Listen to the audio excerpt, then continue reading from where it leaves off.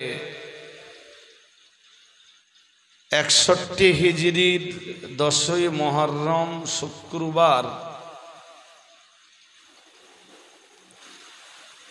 কারবালা মরুপ্রান্তরে ইমাম হুসাইনের রাদিয়াল্লাহু তাআলা আনহুর যে শাহাদাত,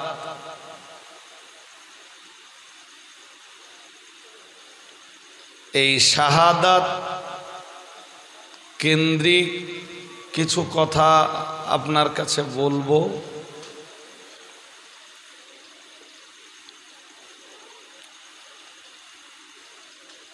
বাকি আল্লাহ পাকের মোবারক মর্জি, তিনি কবুল করুন, বলুন আমিন।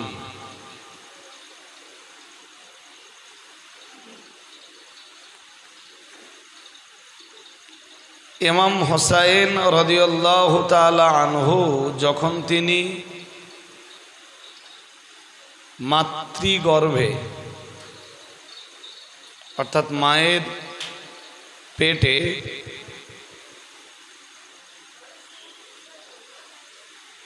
তখন রসুল পাকের এক ভবিষ্যৎবাণী ছিল। আর ইমাম হুসাইন যখন পৃথিবীতে এলেন তখন রসুল করিম সাল্লাল্লাহু আলাইহি ওয়াসাল্লামার আর এক ভবিষ্যৎবাণী,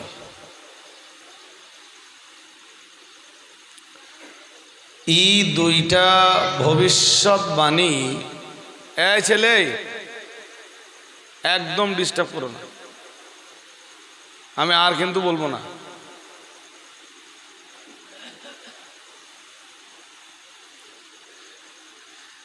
এই দুই ভবিষ্যৎবাণী কিভাবে অক্ষরে অক্ষরে প্রতিফলিত হলো, এই সংক্রান্ত ব্যাপারে হাদিস শরীফের একটা খুব চূড়ান্ত হাদিস এসছে।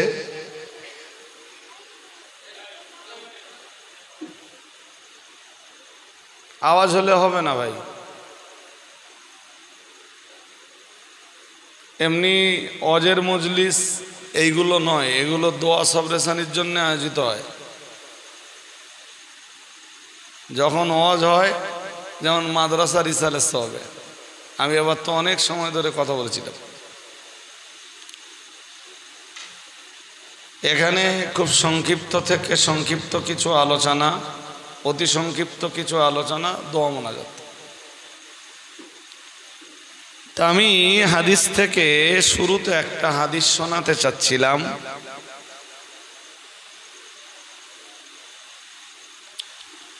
হাদিসটি মিশকাতুল মাসাবিহ এই কিতাবটার মানাকিবের যে অধ্যায়, এই অধ্যায়ের শেষের দিকে জায়গা পেয়েছে।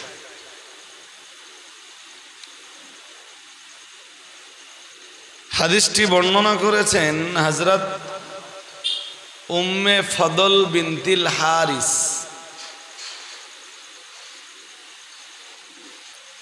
এত কথা যদি মনে না থাকে তাহলে অন্তত উম্মুল ফদলটা মনে রাখুন। সম্পর্কে তিনি রসুল পাকের চাচিমা।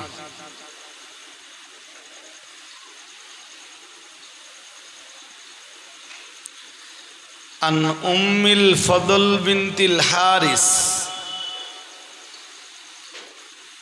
अन्नहा दखलत अला रसूलिल्लाहि सल्लल्लाहु अलैहि वसल्लम। रसूलेर चाचिमा हजरत उम्मे फदल बिनतिल हारिस থেকে হাদিসটা বর্ণিত। তিনি বলেন, अन्नहा दखलत अला रसूलिल्लाह, সবাই বলুন সাল্লাল্লাহু, পড়ুন সবাই সাল্লাল্লাহু আলাইহি ওয়াসাল্লাম। তিনি একদিন বিশ্ব নবীর কাছে এলেন। এই ছেলে, তুই ডিস্টার্ব করছিস বলো? সবাই ঠান্ডা হয়ে গেছে, তুই এখনো ঠান্ডা হসনি। এই আমার দিকে তাকা। না, তুলে কারো দেব না। যদি তুলে দেন তো আপনি হেরে গেলেন তো। আর একটা বাচ্চার কাছে হেরে যাওয়া ঠিক হবে? কোনো ধর্মীয় পরিবেশ থেকে বাচ্চা কাচ্চাদের তাড়িয়ে দেওয়া যাবে না। ওদেরকে বোঝানোটাই আমাদের কর্তব্য।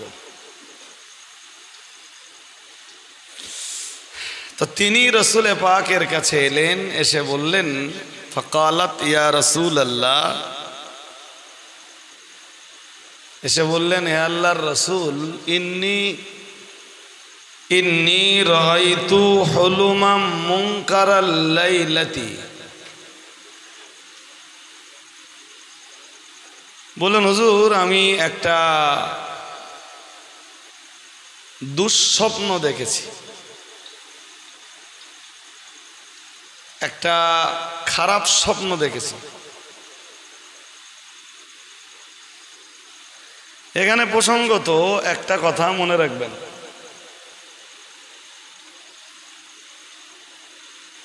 স্বপ্ন তিন প্রকার।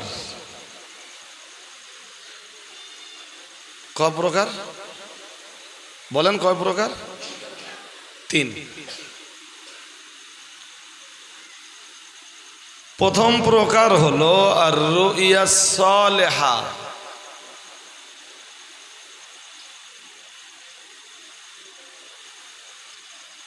ভালো স্বপ্ন।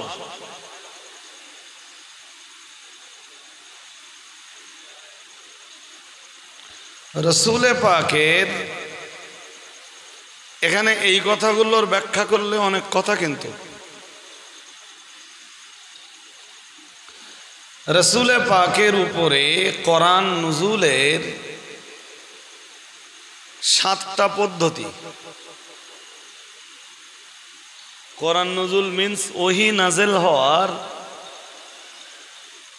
7টা পদ্ধতি ছিল। এই 7 পদ্ধতির প্রথম পদ্ধতির নামই হলো আর রুইয়া সালেহা, সুস্বপ্ন বা সত্য স্বপ্ন।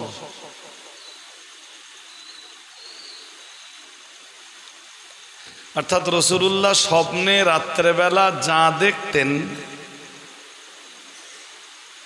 দিনের বেলা তাই অক্ষরে অক্ষরে প্রতিফলিত হতো। আর এই সুস্বপ্নের ইসলামে একটা বিরাট ভূমিকা আছে। এই সুস্বপ্ন আল্লাহওয়ালা মানুষরা দেখে, নামাজি, ধার্মিক, আল্লাহওয়ালা, পবিত্র অবস্থায় দরুদ শরীফ পড়তে পড়তে ঘুমিয়ে পড়েছিল। তবে সুস্বপ্নটা সাধারণত মানুষ দেখে, হাদিসে এসছে আসদাকুর রুইয়া বিল আসহার। নবীজি বলেন, অধিকাংশ সুস্বপ্ন মানুষ ভোরবেলা দেখে। আসহার কি? আসহার হলো সাহারি রক্ত, মানে যে সময়টা ঠিক ফজরের আগে আমরা সেহরি খাই, মানুষ ওই টাইমটা যে স্বপ্নগুলো দেখে, ওই স্বপ্নগুলো সত্য স্বপ্নে গণ্য হওয়ার সম্ভাবনা থাকে খুব প্রবল। আমি আর একটা কথা কি বলেছিলাম, যদি গুরুত্ব দিয়ে শোনেন মনে থাকবে। বলেছিলাম এই সুস্বপ্ন বা সত্য স্বপ্নের ইসলামে বিরাট ভূমিকা রয়েছে। যেমন আমরা এই যে মসজিদে আজান দেই, 5 বার যে আজান হয়, এই আজানের শব্দগুলো সবই স্বপ্নে পাওয়া। সুবহানাল্লাহ বলুন, আর একটু মন খুলে বলুন। বুখারী শরীফ শুরু হয়েছে কিতাবুল ওহী দিয়ে, আর একদম কেতাবুল ওয়াহিদ একদম প্রথম পৃষ্ঠায় যে হাদিস আসছে, যতগুলো হাদিস আসছে তার ভিতরের একটা হাদিস হলো যে রসুল পাকের ওহির সূচনা হয়েছিল সত্য স্বপ্নের মাধ্যমে।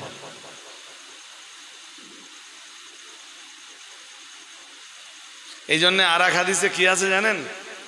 আর এক হাদিসে আছে, নবীজি বলেন লাম ইয়াবকা মিনান নাবুব্বা, নবীজি বলেন নবুয়াতের কিছু বাকি নেই। নবুয়াতের দরজা আল্লাহ বিশ্ব নবীকে নবুয়াত দেওয়ার পরে পুরো বন্ধ করে দিয়েছেন, সিল করে দিয়েছেন। যেটা আল্লাহ কোরআনে বলেছেন অখাতামান নাবিয়্যিন ওয়া কানা আল্লাহু বিকুল্লি শাইইন আলিমা। তো নবীজি বলেন লাম ইয়াবকা মিনান নাবুওয়া, নবুয়াতের কিছুই বাকি নেই, ইল্লাল মুবাশশারা, নবীজি বলেন শুধু সুসংবাদটা বাকি আছে। নবুয়াতের কিচ্ছু বাকি নেই, নবুয়াতের দরজা আল্লাহ বন্ধ করে দিয়েছেন, কিন্তু সুসংবাদ প্রদানের দরজা আল্লাহ বন্ধ করেননি। সুবহানাল্লাহ বলেন। আর এই সুসংবাদটা আসে, এই সুসংবাদটা আসে সত্য স্বপ্নের মাধ্যমে।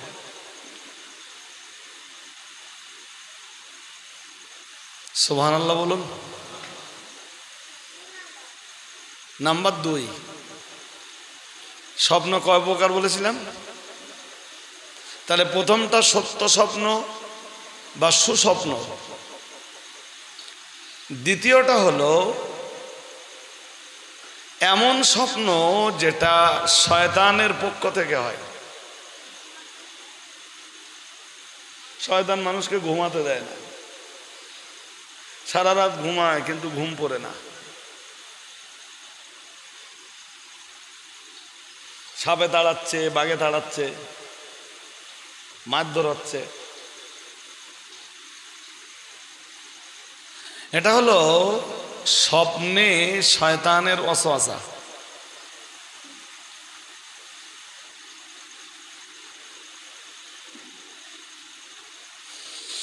তিন নম্বর স্বপ্ন, স্বপ্নের তৃতীয় প্রকার হলো মনের কল্পনা। তাহলে একটা কি? একটা সত্য স্বপ্ন, একটা শয়তানের ওয়াসওয়াসা,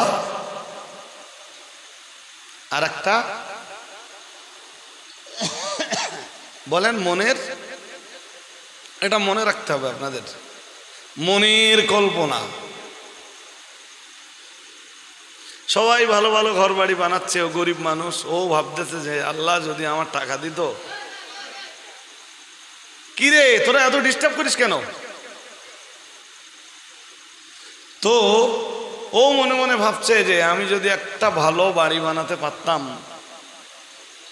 রাত্রেবেলা স্বপ্ন দেখছে বিশাল 5 তলা বাড়ি বানিয়ে ফেলেছে। এটা হলো মনের কি কল্পনা।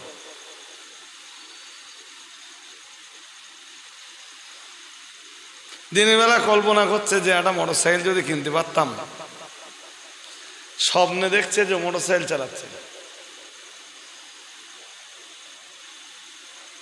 এগুলো মনের খেয়াল। এবারে আপনার নিজের জীবনের সাথে মেলান, দেখবেন এই যে স্বপ্নের 3টে বিভাজন বললাম, 3টেই মিলে যাবে। এটা আমি বলিনি, বিখ্যাত একজন তাবেঈ, ওনার নাম মুহাম্মদ ইবনে সিরিন, উনি বলেছেন স্বপ্ন 3 প্রকার।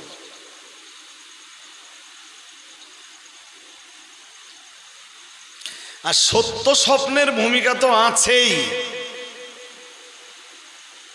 এটা অস্বীকার করলে বহু জিনিসকে অস্বীকার করা লাগবে। যেমন ইউসুফ আলাইহিস সালামের স্বপ্ন, যেই স্বপ্নের ব্যাখ্যা করেছিলেন নবী ইউসুফ আলাইহিস সালাম, বাদশার স্বপ্ন, যেই স্বপ্নের ব্যাখ্যা করার কারণে নবী ইউসুফ আলাইহিস সালাম কারাগার থেকে মুক্তি পেয়েছিলেন। তো এ তো কোরআনের অংশ, এ তো অস্বীকার করার জায়গা নেই। এটা অস্বীকার করলে তো কোরআন অস্বীকার করতে হবে। যেমন ইব্রাহিম আলাইহিস সালাম তার বেটাকে বলেছিলেন, ইয়া বুনাইয়া ইন্নী আরা ফিল মানাম আন্নী আসবাহুক ফানদুর মাযা তারা। উনি স্বপ্ন দেখলেন, স্বপ্ন দেখে আম্মা হাজারের কাছে এলেন, এসে বললেন আমি ইসমাইলকে নিয়ে যাব, দাওয়াতে যাব। দাওয়াত তো আল্লাহর। যখন বেটাকে নিয়ে মিনা ময়দানে এলেন কোরবানির জায়গায়, এমন সেখানে কোরবানি হয় না, এসে বললেন ইন্নী আরা ফিল মানাম আন্নী আযবাহুক ফানদুর মাযা তারা। বললেন আমি স্বপ্ন দেখেছি, আমি তোমাকে জবা করছি, এখন তুমি বলো তোমার মতামত কি, তোমার চিন্তা ভাবনা কি। এটাও তো স্বপ্ন। এবং আমরা যে ঈদুল আদহা পালন করি এবং এই ঈদুল আদহার নামাজের পরে যে কোরবানি করি, এই কোরবানির নির্দেশটাও তো ছিল স্বপ্নের মাধ্যমে। এই জন্যে সত্য স্বপ্নকে যদি বাদ দেওয়া হয়, ইসলামের বিরাট একটা অংশ চলে যাবে। এখনো মানুষ সত্য স্বপ্ন দেখতে পারে। আল্লাহ আপনাকে কোনো সুসংবাদ দিচ্ছেন, অথবা কোনো তাবাহি বা কোনো ধ্বংসাত্মক বিষয় থেকে আপনাকে বাঁচানোর জন্যে স্বপ্নযোগে আল্লাহ সতর্ক করছেন, এটা হতে পারে। সত্য স্বপ্নের দরজা আজও খোলা। চলুন, এত কথা বলেছি ওই কথাটা বোঝাতে। কোনটা? উম্মে ফজল বিনতুল হারিস থেকে বর্ণিত, তিনি বলেন যে আন্নাহা দাখালাত আলা রাসূলিল্লাহি সাল্লাল্লাহু আলাইহি ওয়াসাল্লাম ফাকালাত ইয়া রাসূলুল্লাহ ইন্নী রাআইতু হুলুমান মুনকারাল লাইলা। বললেন হুজুর, আমি খুব খারাপ একটা স্বপ্ন দেখেছি। আল্লাহ পাকের রাসূল বললেন কালা ওমা হুয়া। নবীজি বললেন কি স্বপ্ন দেখেছো?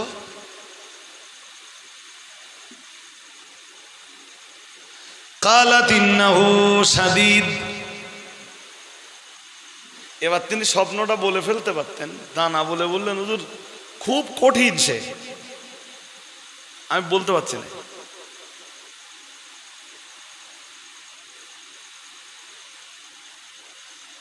আমরাও কবি কবি এরকম কঠিন স্বপ্ন দেখি।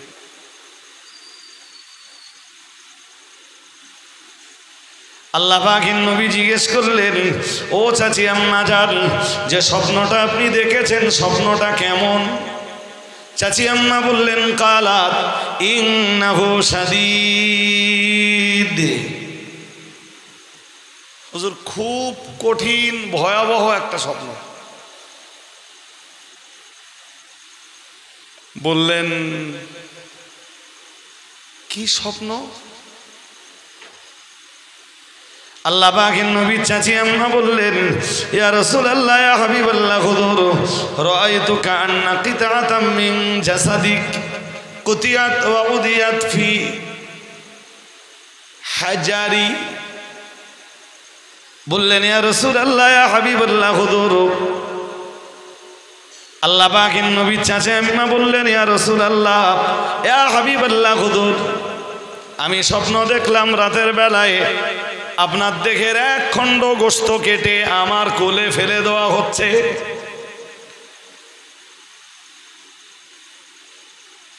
গোশতটা কাটা হচ্ছে আপনার দেহ থেকে আর ফেলে দেওয়া হচ্ছে আমার কোলে। তো হুজুর আমি এইটা বুঝলাম না যে এই স্বপ্নটার ব্যাখ্যা কি হবে, আমি খুব ভয় পাচ্ছি হুজুর। রাত্রেবেলায় হুজুর আমি ঘুমাতে পারিনি। গোশত কাটা হচ্ছে আপনার দেহ থেকে আর ফেলে দেওয়া হচ্ছে আমার কোলে। আপনি বিশ্বনবী চাচিমার কোলে, চাচিমার কোলে যিনি হাদিস বর্ণনা করছেন।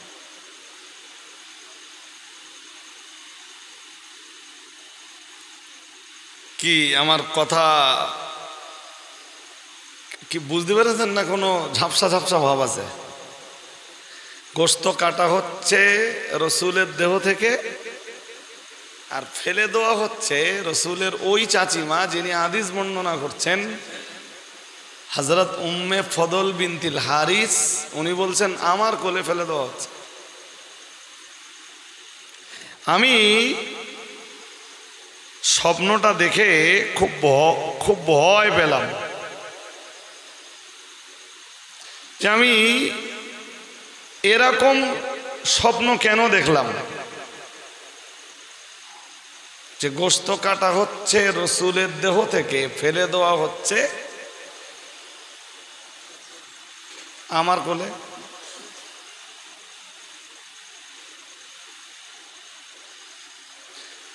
কান্না কিতাআতাম মিন জাসাদিক কুতিয়াত উদিয়াত। তো রসুল শুনলেন, শুনে বললেন কাল রাআইতি খায়রান। বললেন চাচিমা ভালো স্বপ্ন দেখেছেন। সুবহানাল্লাহ। আর একটু মিলেমিশে সবাই বলুন। রসুল শুনলেন, বুঝলেন, এরপরে রসুল স্বপ্নের ব্যাখ্যা দিচ্ছেন। এখানে মনে রাখবেন স্বপ্নের ব্যাখ্যা এক জিনিস আর স্বপ্নের বাস্তবতা এক জিনিস। ব্যাখ্যা তো যে কেউ করে দিতে পারে, কিন্তু সেই ব্যাখ্যার বাস্তবায়ন ঘটতেও পারে, সেই ব্যাখ্যার বাস্তবায়ন ঘটতেও পারে, নাও পারে। কিন্তু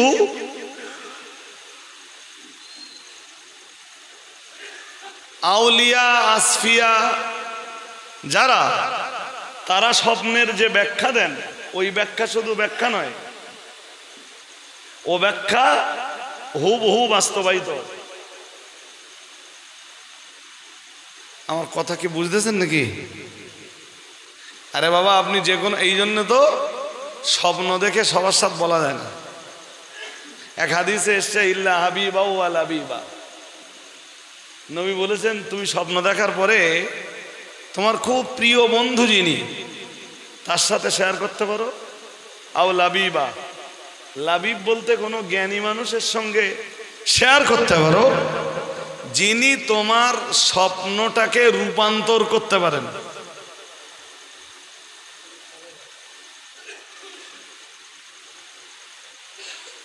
এর মানে এইটা যে সুস্বপ্ন হুবহু বাস্তবায়িত হয়, বাট সেই স্বপ্নের হুবহু রূপান্তর করার মানুষ এখন কম। রসুল বললেন চাচিমা যা স্বপ্ন আপনি দেখেছেন হুবহু তাই হবে, তবে স্বপ্ন ভালো। সুবহানাল্লাহ। আল্লাহ পাকের নবী বললেন, আল্লাহ পাকের হাবিব বললেন চাচিমা আপনি যে স্বপ্ন দেখেছেন স্বপ্নের বাস্তবায়নটাও হবে ভালো। চাচিমা বললেন ইয়া রাসূলুল্লাহ, ইয়া হাবিবাল্লাহ হুজুর, আমি স্বপ্ন দেখলাম আপনার দেহের গোশত কেটে আমার কোলে ফেলে দেওয়া হচ্ছে, আর আপনি বলছেন ওই স্বপ্নটা ভালো হবে। বিষয়টা তো আমি বুঝলাম না। প্রিয় নবী মুহাম্মদুর রাসূলুল্লাহ সাল্লাল্লাহু আলাইহি ওয়াসাল্লাম, আল্লাহ পাকের নবী বললেন ও আমার চাচিমা, আসলে আমার ফাতেমার গর্ভে একটি বাচ্চা রয়েছে। আমার ফাতেমা তার গর্ভে আবারও বাচ্চা ধারণ করেছেন। পরে রাসূলুল্লাহ বললেন তালিদু ফাতিমাতু ইনশাআল্লাহু গুলামাই ইয়াকুনু ফি হাজরিক আল্লাহ পাকের নবী বললেন, ও আমার চাচিমা মনে রাখুন, আমি মুহাম্মাদুর রাসূলুল্লাহ সাল্লাল্লাহু আলাইহি ওয়াসাল্লাম, আমি আল্লাহ পাকের নবী বলছি, আমার ফাতেমার গর্ভে যে বাচ্চাটি রয়েছে খুব তাড়াতাড়ি আমার ফাতেমা ওই বাচ্চাটাকে প্রসব করবেন, আর আমার ফাতেমার ওই বাচ্চাটা একটি পুত্র সন্তান রূপেই পৃথিবীতে আসবে। আর একটু মন খুলে বলেন,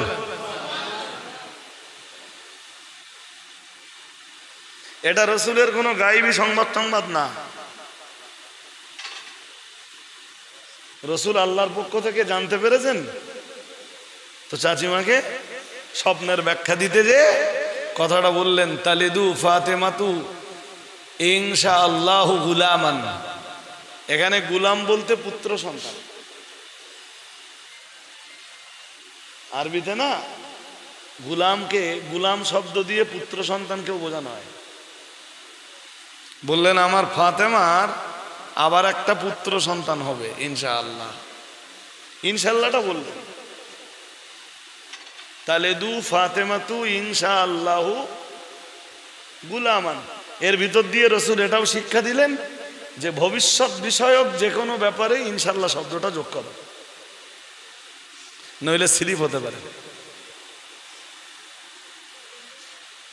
বললেন চাচিমা, আমার ফাতেমার গর্ভ থেকে আল্লাহ চাইলে একটি পুত্র সন্তান আসবে, শুধু তাই নয়, প্রিয় নবী বললেন ওই সন্তানের লালন পালনের দায়িত্ব দেওয়া হবে আপনাকে। আর একটু মন খুলে বলেন, আমার ফাতেমার পুত্র সন্তান আসবে, শুধু তাই না, তার লালন পালনের দায়িত্বটাও আপনার কোলে তুলে দেওয়া হবে। ফাতেমা আমার কলিজার টুকরি, কবি রসুল বলতেন, কবি বলতেন ফাতেমা তু মুদগাতুম মিন্নি, বলতেন ফাতেমা আমার কলিজার অংশ। সুবহানাল্লাহ। আর আমার সেই ফাতেমার বাচ্চা, সেই ফাতেমার পুত্র সন্তান লালন পালনের দায়িত্ব আপনার কোলে তুলে দেওয়া হবে। তাই আপনি স্বপ্ন দেখতেছেন আমার দেহের এক খণ্ড গোশত কেটে আপনার কোলে ফেলে দেওয়া হচ্ছে। সুবহানাল্লাহ বলুন। বলেন চাচিমা স্বপ্নে অসঙ্গতি কিচ্ছু নেই তো? ভালো স্বপ্ন তো। আপনি আমার ফাতেমার একটা বাচ্চাকে লালন পালন করবেন। রসুলের চাচিমার এই স্বপ্ন দেখার পরে মনের ভিতরে যে কষ্টটা হচ্ছিল, কষ্টটা দূরে চলে গেল। অনেক সময় আমরাও স্বপ্নে খারাপ কিছু, স্বপ্নে দেখার পরে খারাপ কিছু মনে হয়, কিন্তু তার বাস্তবতা ভালো হয়, কিন্তু আমরা বুঝতে পারি না। তবে সুসংবাদ দেখবার, এই সত্য স্বপ্ন দেখবার জন্যে বা সুসংবাদ পাওয়ার জন্যে আপনাকে পবিত্র অবস্থায় সত্য স্বপ্ন বা সুসংবাদ পাওয়ার জন্য কিছু শর্ত আছে। পবিত্র থাকতে হবে প্রথম শর্ত। রসুলের চাচিমা চলে গেলেন, এখন সে বাচ্চা তো মা ফাতেমার গর্ভে, মাতৃগর্ভে। দেখা যাক কবে আসে সেই বাচ্চা। হাদিসে এসছে ফাওয়ালাদাত ফাতেমাতুল হুসাইনা, হযরত ফাতিমা আবার একটা পুত্র সন্তান প্রসব করলেন। রাসূলুল্লাহ তার নাম দিলেন হোসাইন। সুবহানাল্লাহ বলুন। এবং ঠিক স্বপ্নানুযায়ী এই হযরত ফাতেমার গর্ভ থেকে দুনিয়াতে যে পুত্র সন্তানটি এলেন, রাসূল যার নাম দিলেন হোসাইন, হযরত ইমাম হোসাইনের লালন পালনের দায়িত্বটাও রাসূলের ওই চাচিমার মানে কোলেই দেওয়া হলো, মানে চাচিমার উপরেই ছেড়ে দেওয়া হলো। স্বপ্ন হুবহু মিলে গেল।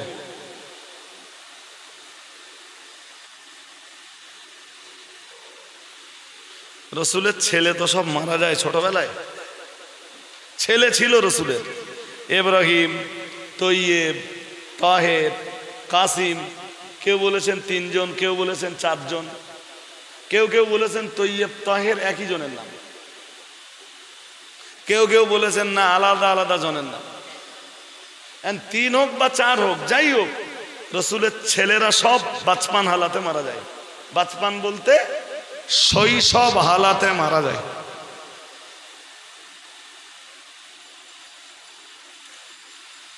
আরে মারা যাবার পিছনেও রহস্য ছিল।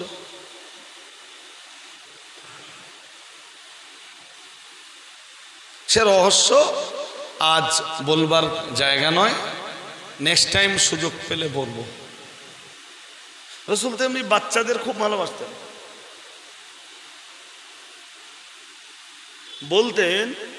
বলতেন ওয়াইন্নাহুম লামিন রায়হানিল্লাহ। রসুল বলতেন এই সমস্ত শিশুরা এরা বেহেশতি সুগন্ধি। আর একটু মন খুলে বলেন না, কি বলতেন? বেহেশতি, বলুন বেহেশতি। কাদের বলতেন? হ্যাঁ, বাচ্চাদের। আমরা তো বাচ্চাদের যত্ন করতে পারি না, আর যত্ন করলেও খুব বেশি নিজের দ্বার। কিন্তু যে কোনো লোকের বাচ্চা দেখে রসুলের খুব মায়া হতো। বাচ্চাদেরকে রসুল ভালোবাসতেন, যেই কারণে এক হাদিস আছে না, মাল্লাম ইয়ারহাম সাগীরানা, যে ছোটদের স্নেহ করে না, ওয়ালাম ইউআক্কির কাবীরানা, বড়দের শ্রদ্ধা করে না, ফালাইসা মিন্নি, সে আমার উম্মতি না। আপনি সবসময় যদি বাচ্চাদের দুধ ছাই করেন, কিছু মুসল্লি দেখবেন আছে যারা বাচ্চাদেরকে কি মসজিদে এলেও খুব দুধ ছাই করে, ভর্ৎসনা করে, তাড়িয়ে দেয়। আজকে বাঁশবাড়ির মসজিদ মাদ্রাসার নেতৃত্ব আপনারাই দিচ্ছেন, আগামী দিনের নেতৃত্ব তো ওরাই দেবে। হ্যাঁ না বলবেন তো? তো ওদেরকে যদি তাড়িয়ে দেওয়া হয়, তাহলে ওরা মসজিদ মাদ্রাসার নেতৃত্বের কাজটা শিখবে কেমনে? খ্রিস্টানদের গির্জায় যে দেখবেন ওরা সবচাইতে, এই ছেলে, এই 3 মাথা এক জায়গায় কেন, এই যে দোস্ত আমার দিকে তাকাও, এই যে 3 মাথা যেন আর এক জায়গায় নাই, আমি অনেকক্ষণ তো দেখছি।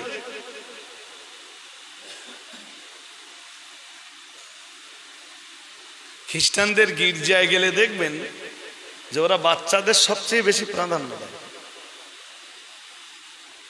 মক্কা মদিনায় যারা গেছেন তারা দেখেছেন যে মসজিদ নববীতে বাচ্চাদের কি পরিমাণ প্রাধান্য। মসজিদে বাচ্চারা খেলা করছে, কেউ তাদের তাড়া দেয় না, কেউ দুচ্ছাই করে না। ওরা ওই মসজিদে আসতে আসতে আসতে আসতে একদিন ওরাই নামাজি হবে, ওরাই মসজিদের নেতৃত্ব দেবে, ওরাই ঈদগার নেতৃত্ব দেবে, ওরাই মাদ্রাসার নেতৃত্ব দেবে, ওরাই মুসলিম সমাজের নেতৃত্ব দেবে, মানুষ মারা গেলে সেখানে নেতৃত্ব দেবে। ওদের সুযোগটা তো করে দিতে হবে। মসজিদে নববীতে নামাজ শুরু হয়ে গেছে, 2 কাতারের মাঝখানে বাচ্চারা খেলা করছে, কেউ একটা টু শব্দ করে না। আর আমাদের এখানে দেখবেন বাচ্চাদেরকে ধমকাচ্ছে।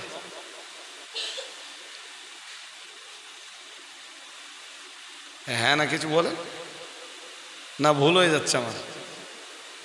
বাচ্চাদেরকে ভালোবাসতে শিখো।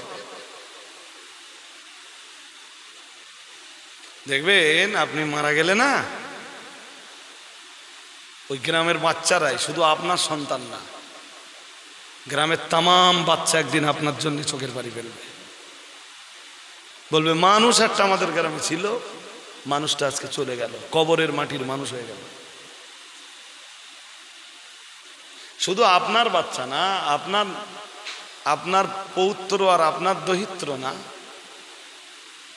আপনার নাতি পোতা না, সব বাচ্চাকে ভালোবাসতে শিখো। রসুল কি বলতেন? এক কথায় কি বলেছি? আল্লাহ পাকের নবী বলতেন ওয়া ইন্নাহুম লামিন রায়হানিল্লাহ। প্রিয় নবী মুহাম্মদুর রাসূলুল্লাহ সাল্লাল্লাহু আলাইহি ওয়াসাল্লাম, আমার আল্লাহর নবী বলতেন এই সকল বাচ্চা কাচ্চারা এরা হলো জান্নাতের সুগন্ধি, বেহেশতি সুঘ্রাণ। আর একটু মন খুলে বলেন।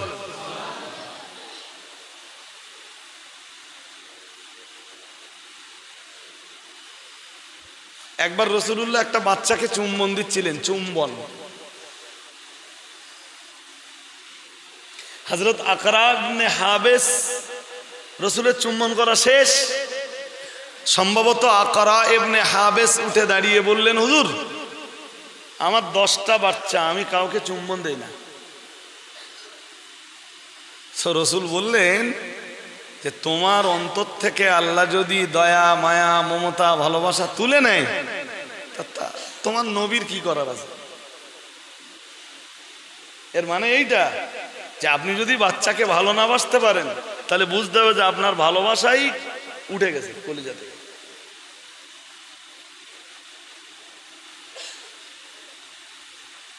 আমি হাজার ব্যস্ততার ভিতর দিয়ে না বাচ্চাদের সঙ্গে একটা সময় দেই। বলো, আমার বাড়ির বাচ্চা হোক, পাশের বাড়ির বাচ্চা হোক, গ্রামের বাচ্চা হোক, প্রতিবেশীদের বাচ্চা হোক, তাদেরকে ভালোবাসা, তাদেরকে কাছে টেনে আনা, তাদেরকে একটু খাবার দেওয়া, এটা করবেন। কিছু না পারলেন 5টা লজেন্স কিনে দিলেন, এই সবার একটা করে লজেন্স। কিছু যদি নাও দিতে পারেন, তাবাসসুমটা দিতে পারবেন তো, মিষ্টি হাসি যেটা বাচ্চাদের কাছে দেখে, সেটাও তো দিতে পারবেন। জি, রাসূল খুব ভালোবাসতেন বাচ্চাদেরকে, কিন্তু তার ছেলেরা তো সব বাচপান হালাতে বিদায় নিল, অর্থাৎ রাসূল পাকের ছেলেরা কেউ তো বেঁচে ছিল না। ইব্রাহিম যখন মারা গেল, রাসূলের বেটা, রাসূল খুব কাঁদছিলেন, খুব। রাসূলের এক ছেলের নাম ছিল ইব্রাহিম, খুব কাঁদছিলেন রাসূল, চোখ দিয়ে টপ টপ করে পানি পড়ছে। আব্দুর রহমান ইবনে আউফ, রাসূলের একজন বিখ্যাত সাহাবী, তিনি রাসূলকে ডাক দিয়ে বললেন, হুজুর আপনিও কাঁদছেন? রাসূলুল্লাহ বলেছিলেন জবাবে, ও আব্দুর রহমান ইবনে আউফ, এটা আসলে কান্না নয়, হাদিহি রাহমাতুন। আল্লাহ পাকের নবী বললেন, আমার চোখ দিয়ে যে পানির ফোঁটা পড়ছে, এটা আল্লাহর রহমত। আর একটু মন খুলে বলেন, বলেন এটা কান্না নয়, এটা রহমত আল্লাহর।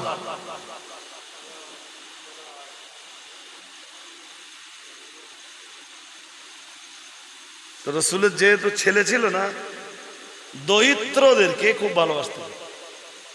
এমনি তো ভালোবাসা ছিলই, আর এটা দেখবেন স্বাভাবিক, যাদের ছেলে না থাকে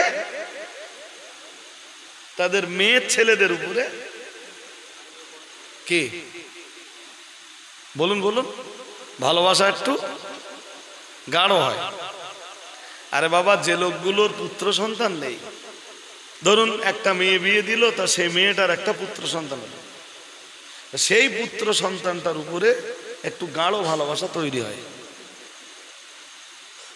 তা রাসূলের ছেলে নেই, হযরত ফাতেমার ছেলে হাসান, হোসাইন, রাসূল এদেরকে বিরাট ভালোবাসতেন। বুখারীর হাদিসে এসেছে, রাসূল একদিন নামাজে দাঁড়িয়ে, নামাজে, ভাই এসব কথা বলে না শেষ করা খুব কঠিন। একদিন তিনি নামাজে দাঁড়িয়েছেন, আর নামাজে দাঁড়ানোর পরেই রাসূল অন্য দিনের তুলনায় রাসূল নামাজ শেষ করলেন খুব শর্টে।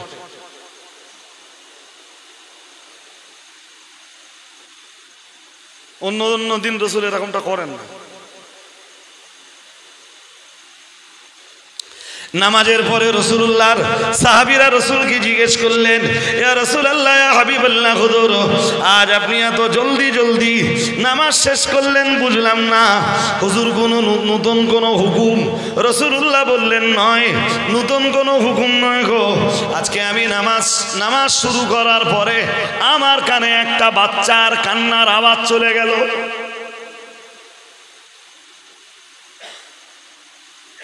আমি বুঝলাম যে বাচ্চাটা তার মায়ের সাথেই এসছে।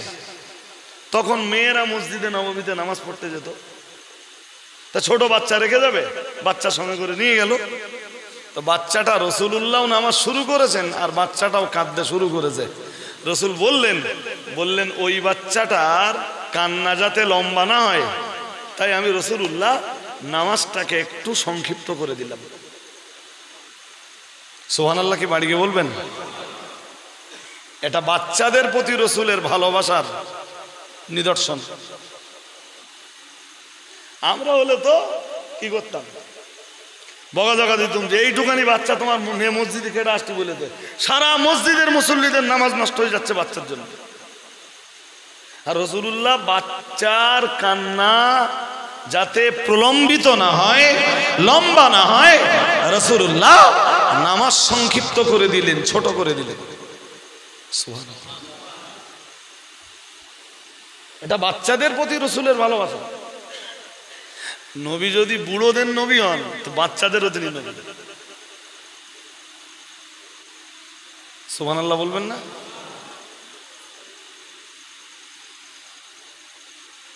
আর একদিন নামাজ পড়াচ্ছেন, বুখারীর হাদিসে এসেছে, বুখারীতে নামাজের প্রত্যেক রাকাতে 2 সাজদা না? তো আমরা সাধারণত সাজদা দুটোই সমান সমান দেই, মানে প্রথম সাজদায় যতটা সময়, দ্বিতীয় সাজদাতেও ততটা সময়। তো রাসূল প্রথম সাজদাটা স্বাভাবিকভাবেই দিলেন, যেমন দেন অন্য দিন।